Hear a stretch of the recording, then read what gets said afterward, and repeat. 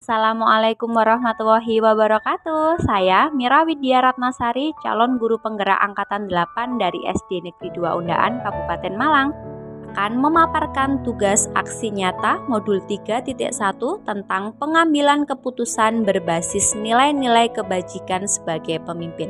Selamat menyaksikan. Tujuan pembelajaran khusus yaitu CGP dapat mempraktikkan proses pengambilan keputusan, paradigma, prinsip, dan pengujian keputusan di sekolah CGP. Yang pertama, peristiwa yaitu deskripsi singkat untuk aksi nyata yang sudah dilakukan. Latar belakangnya yaitu Ibu Windy merupakan guru kelas 6 di SD Negeri 2 Undaan. Pada suatu pagi, Ibu Windy mengajar dan memulai aktivitas pembelajaran. Zahira adalah seorang ketua kelas. Ketika pembelajaran berlangsung selama 2 jam, tiba-tiba teman-temannya bercanda di kelas dan berisik sehingga mengganggu teman-teman lainnya yang sedang menyelesaikan tugas. Zahira langsung membentak dan memarahi mereka. Hal ini membuat teman-teman yang lain menjadi takut dan tidak senang kepada Zahira. Padahal Zahira hanya melaksanakan tugasnya sebagai ketua kelas. Sedangkan di sisi lain Zahira sudah melakukan nilai kebajikan dengan bertanggung jawab terhadap tugasnya, yaitu sebagai ketua kelas. Apa yang harus dilakukan Ibu Windy dalam pengambilan keputusan ini? Tujuannya yaitu mengambil keputusan sebagai pemimpin pembelajaran dalam membantu memutuskan masalah yang dialami murid. Tolak ukurnya yaitu dihasilkan keputusan yang cermat dan tidak merugikan pihak manapun, serta keputusan mesti berpihak pada murid selaku warga sekolah. Lini masa ada 3, yang pertama yaitu paradigma, individu lawan kelompok, atau bisa disebut dengan individual versus community. Yang kedua yaitu prinsip, berpikir berbasis hasil akhir atau end-based thinking, dan berpikir berbasis peraturan atau rule-based thinking. Yang terakhir yaitu 9 langkah keputusan yang diambil haruslah tepat dan bijaksana dan berpihak pada murid selaku seorang pemimpin dalam pembelajaran. Kedua yaitu perasaan. Saya merasa senang dan termotivasi dari pembelajaran modul ini.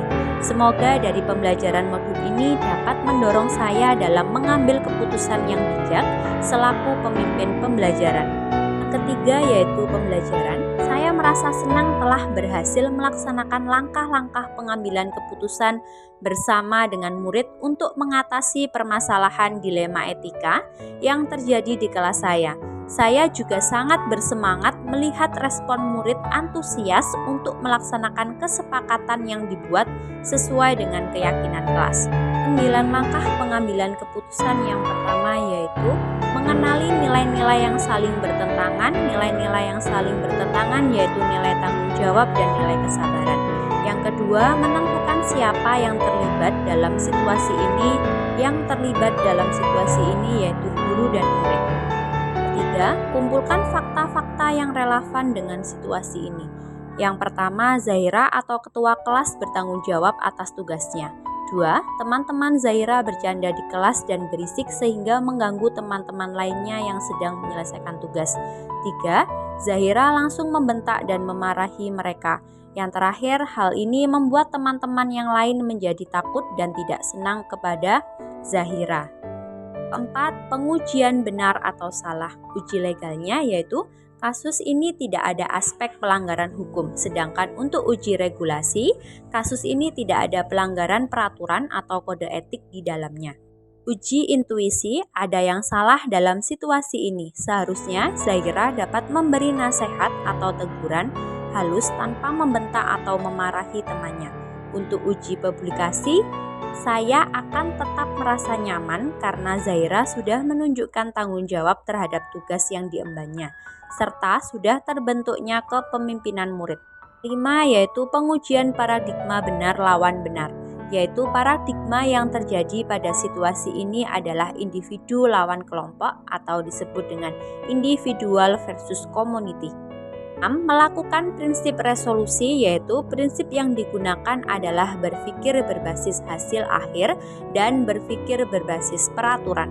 7. Investigasi opsi trilema, memberi nasihat agar lebih sabar dan memberikan apresiasi apa yang telah Zahira lakukan, serta mengingatkan mengingatkan kepada seluruh murid tentang keyakinan kelas yang sudah disepakati bersama. 8. Buat keputusan dengan menasehati Zaira agar tidak membentak atau memarahi temannya ketika temannya berisik di saat pembelajaran, tetapi dapat dengan menegur secara halus, mencatat di buku laporan atau mengurangi poin temannya, sekaligus memberikan apresiasi kepada Zaira atas tanggung jawab yang sudah dilaksanakan dengan baik. 9. Lihat lagi keputusan dan refleksikan.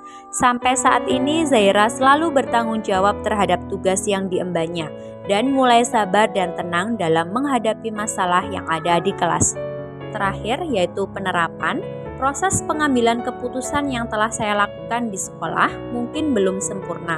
Untuk ke depan, jika menemui kasus dilema etika lagi, saya beserta pihak sekolah akan terus menerapkan 9 langkah pengambilan dan pengujian keputusan dengan lebih baik lagi sehingga mampu menganalisa setiap kasus dilema etika yang terjadi di sekolah untuk menghasilkan keputusan yang lebih bijak serta berpihak kepada murid.